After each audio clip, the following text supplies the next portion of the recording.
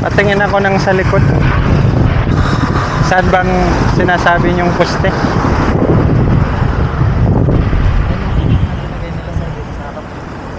Saan? May bakal sir.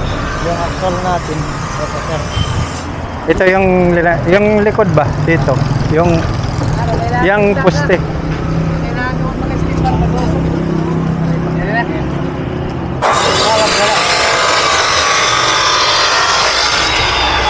Ang dalawa na magkatabi din sir.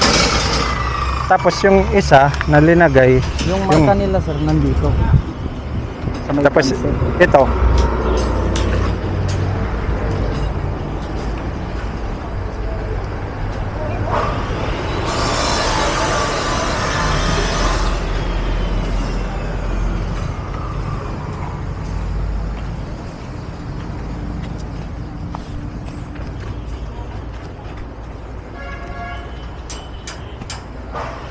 Diyan yung boundary ng marka sir. Yung nandito. Ito, Oh. nakasal ko lang itong pader sir na poste. Yung dati. Oo sir. Tapos yung boundary. Puti, hindi nagreklamo ito. Hindi nagreklamo ito. Dito lang sir. Parang, di ba kayo parang gumanon yung lote. Ito parang diretso yun.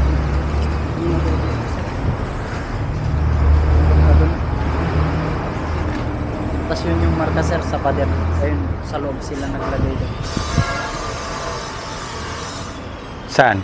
Yan, yung tansi na yan sir. Ito. Oo, sir. Kumbaga labas na yan yung... Pero poste na yan. O saan man yung kuan, yung pader niya dati? Yung nandun, yung nandito. Oo sir. Tingnan natin sa labas.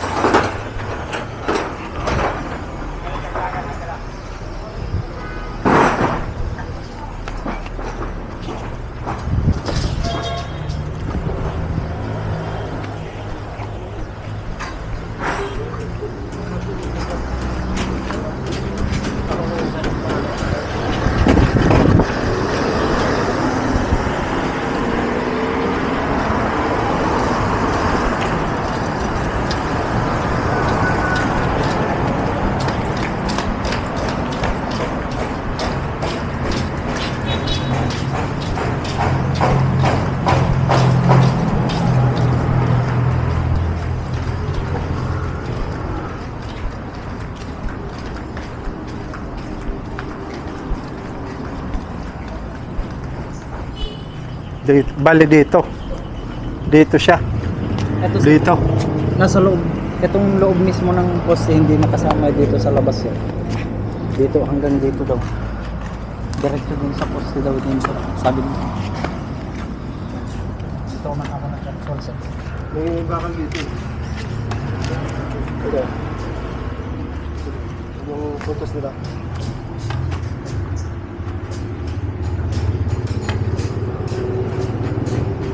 Sino daw nagsukat nito? Yung contact si owner ano? Contact?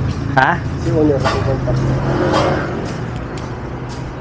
Anong nangyari? Unang ano, yung data na hanggang dito lang ano, dito lang. Delikado kasi yun. Yung, delikado yung doon. Kung malalaki na pa naman ang linagay. Yan. Kasi hindi yan maglalagay ng pader kung hindi yan yung boundary ngayon. Kasi ito yung sinunod niya. Kaya pumasok doon. Kasi yung boundary nito nandito. Kinain ng kalsada, dinunit ba? Kaya sabi ko, sandali lang titingnan ko. Kaya tiningnan ko. Problema niyan, ito, magkakaproblema na naman kasi i-street man yan, doon, papasok na doon. Magreklamo na yung doon. Yun ang una kong tanong, hindi ba nagreklamo yung yan na? Hindi pa kasi lagi walang owner dyan eh. Wala. Lagi wala. Sino man ang nakatira dyan, yung mga, hindi sa kanila yan. Problema yan. Yun nga eh. Bali Kasi yung sa akin naman, kung ako ang kuhan, kasi nakapader, ito, nandito yung kuhan. Yung doon load, lagpas. Kay, yung boundary, nandito lang. Pero yung pagpader nila, nasa labas. Pero yung dito, kasi yan, dapat yan, hindi na ano yung pader. Pagkakaproblema, sigurado ako. Kurado ako kay ang lalaki na ng bakal. Yun nga eh. Dapat nga, bubusta kami ngayon eh. Load ko Problema. pa. Yung Sana problema. Pero kung akong advice, hindi ko yan. Mahirap kasi yan. Dapat yung dati lang na pader. Kasi ito kasi, pag nagsosorbe nung una, lalo na matagal na itong mga lote, hindi natin alam yung mga dito, yung mga istorya ba? Kasi hindi man natin alam na may nag-donate kasi maliit ito, nasasagi. So, yung mga owner nito, yung owner, hindi naman yan magsasabi before ibenta. Kasi kasama man yan sa bayad. Oo. Diyan lang malalaman yan kung may pasukat na, na ano na pala, na-donate nyo na pala sa kalsada yung... ang laki Yan. Ang problema ko yan, magre-reklamo talaga yan yung likod pag nalaman. Hindi pa alam niya rin. Hindi pa alam. Kaya nga, sabi ko. Sige lang, kung explain ko lang kay architect din. Hindi lang muna kami mag-marking. Hindi na muna. Oo, kay yung marking namin, i-explain ko lang sa kanya kasi meron kaming reference na subdivision na ito. Kaya yun ang Sige, boss. ipakita ko lang sa kanya muna, ha? Bago i-upload. Oo. Okay, boss. Sige.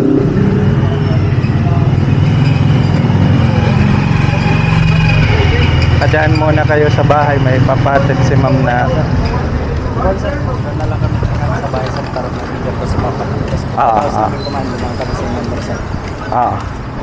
Basta yung dulag, huwag niyong pabayaan, ha? Huli na lang namin, sir, palong.